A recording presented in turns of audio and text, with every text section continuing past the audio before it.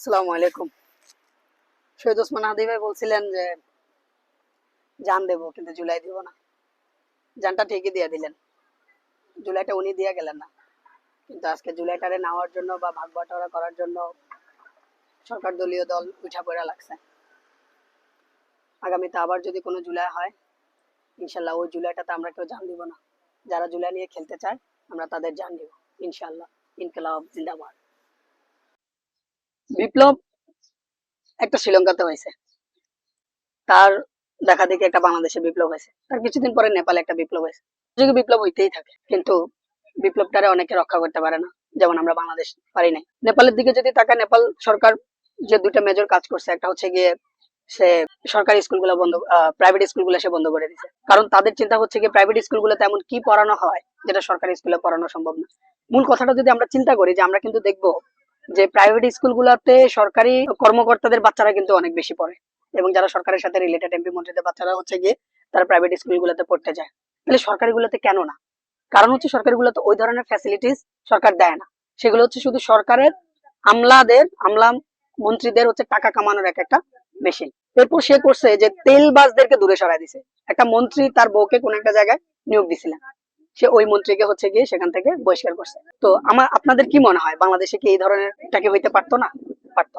কিন্তু আমরা কি করছি, দেশের মানুষ আমরা না বুঝে, বা ইলেকশন ইঞ্জিনিয়ারিং এর মাধ্যমেও ব্যাপারটা হইতে পারে, যে আমরা যাদেরকে ক্ষমতায় বসাইছি তারা শুধু ওই যে বলছিল যে মুদ্রার মানে একটা কয়েনের এপিট আর হচ্ছে ওপিট।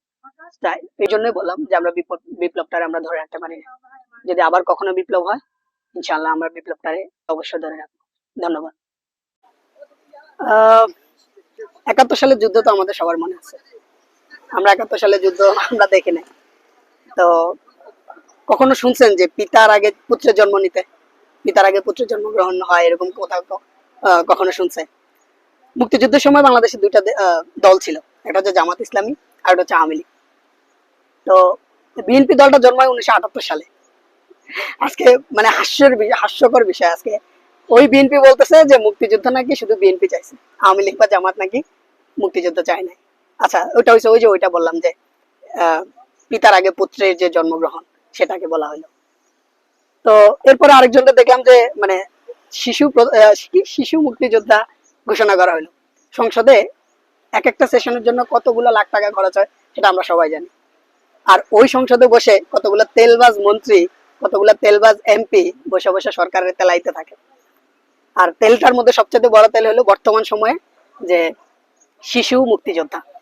আমরা তো শিশু অনেক কিছুই শুনছি, কিন্তু শিশু মুক্তিযোদ্ধা, কিছুদিন আগে আমি এই কথাটা কোন একটা জায়গায় বলছিলাম যে কয়দিন পরে আমরা শুনবো যে দেশ স্বাধীন করার পেছনে সবচেয়ে বড় হাত ছিল হচ্ছে জাইমা রহমানের, যার তখন সে তার মায়ের উদরেও আসে না, ইভেন তার মা বাপের বিয়ে না, এবং তার মানে বাপের জন্ম হয়েছে কিনা for God sake I don't know.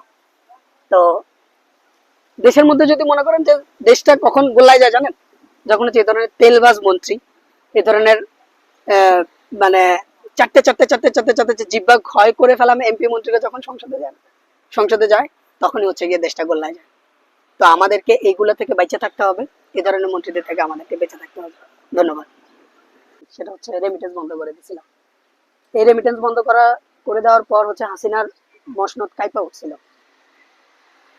সেই জুলাইয়ের পরে, সেই এত রক্ত মানুষ দেওয়ার পরে বা এত কিছু করার পরে আজকে একটা সরকার ক্ষমতায় বৈশা এই জুলাইটারে নিয়ে যখন খেলা করতে চায়, এই জুলাইয়ের সনদ বাস্তবায়নের জন্য একটা ছোট বাচ্চাকে যখন অনশনে বসতে হয়, যখন এই জুলাই সনদ বাস্তবায়নের জন্য শহীদের মারা পুনরায় আইসা একত্রিত হইতে হয়, তখন আসলে বড় আফসোস হয় নিজের দেশের প্রতি, দেশের মানুষগুলোর প্রতি।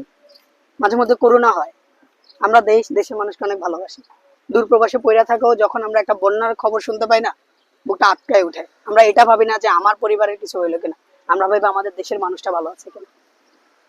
হাজারটা লাশের বিনিময়ের এই জুলাই, আজকে এই জুলাই নিয়ে, জুলাই সনদ নিয়ে যারা আপনারা রংবাজি করতেছেন, আপনাদের ভবিষ্যৎ কিন্তু ভালো না। মনে আছে আপনাদের কোটা বিরোধী আন্দোলন শুধু একজন বা 5 জন রাস্তায় নামছিল, সেই 5 জন থেকে 5 কোটি মানুষ রাস্তায় নামছিল। আজকে যে একটা ছেলে যে নামছে না অনশনে, স্বপ্নেও ভাবতে পারবেন না এই একজন কখন 10 কোটি পরিণত হয়ে যাবে। ভবিষ্যৎ আপনাদের ভালো না।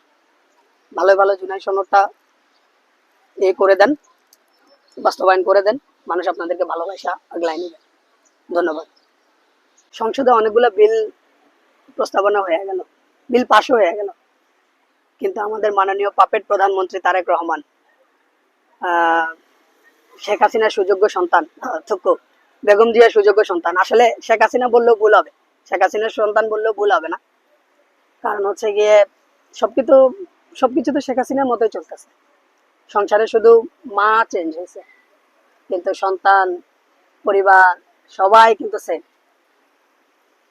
এতগুলা বিল পাস হয়ে যাওয়ার পরও জনাব আমাদের লুথার কিং হচ্ছে গিয়ে মুখ দিয়ে একটা টু শব্দও করলেন না, টেবিল কি জানি টেবিল থাপড়ানো ছাড়া। সো লন্ডন থেকে ওনারা আনাই হয়েছে শুধু সংসদে বসে বসে টেবিল থাপড়ানোর জন্য, আর কিছু না। এভাবে যদি চলতে থাকে আগামী 5 বছরে দেশটা আসলে উনি কোথায় নিয়ে যাবেন উনি জানেন, একমাত্র ওনার আল্লাহ জানেন। আর যদি আপনারা কেউ জানা থাকেন অবশ্যই আমাদেরকে জানাবেন। আসসালামু আলাইকুম। ডক্টর কামরুল হাসান স্যার 2000-এরও কিডনি প্রতিস্থাপন করছিলেন। খবর পেলাম যে ভদ্রলোকের হসপিটালে হচ্ছে গিয়ে আমিনুল সাহেব, যিনি হচ্ছে বর্তমান বিসিবিতে কর্মরত আছেন, বা উনি ফেল করার পরেও হচ্ছে গিয়ে উনি একটা দায়িত্বে আছেন। তো এখন ওনার নিজের ক্ষমতা দেখানোর জন্য, সরকারকে প্রদর্শন করার জন্য যে হ্যাঁ আমার একটা ক্ষমতা আছে, তার এলাকার লোকজন বা গুন্ডাপান্ডা পাঠাইছে হচ্ছে গিয়ে ওই হাসপাতালে চাঁদাবাজি করার জন্য। আওয়ামী লীগ সরকার খুব খারাপ ছিল, স্টিল আওয়ামী লীগ সরকার খারাপ। অ্যাটলিস্ট যাই করছে এই সমস্ত জায়গায় হাত দেয় নাই। আপনারা যেটা করতেছেন খুবই ভয়ঙ্কর, খুবই ভয়ঙ্কর। হাসিনা আপনারা হয়ে গেছেন অলরেডি, এখন আপনারা তাকে ছাড়াই যাওয়ার চিন্তা করতেছেন। আর ভাইবেন না যে এগুলা কইরা আপনারা খুব বেশি দিন আসলে ভালো থাকবেন। আপনাদের চাঁদাবাজি যদি বন্ধ না হয়, আপনাদের যদি ধর্ষণ, আপনাদের যদি খুন, এগুলো যদি বন্ধ না হয়, জনগণ আপনাদেরকে খুব বেশি দিন টলারেট করবে না। ইলেকশন ইঞ্জিনিয়ারিং করে ক্ষমতায় আসছেন, এজন্য নিজেদের ক্ষমতা মানুষকে প্রদর্শন করবেন, আর মানুষ আপনাদেরকে ভয় পেয়ে যাবে, এটা চিন্তা করার কোনো কারণ নেই। মানুষ বিপ্লব শিখা গেছে, অধিকার আদায় মানুষ শিখা গেছে। দেখা হবে কোনো ময়দানে ইনশাল্লাহ। ইনকিলাব জিন্দাবাদ।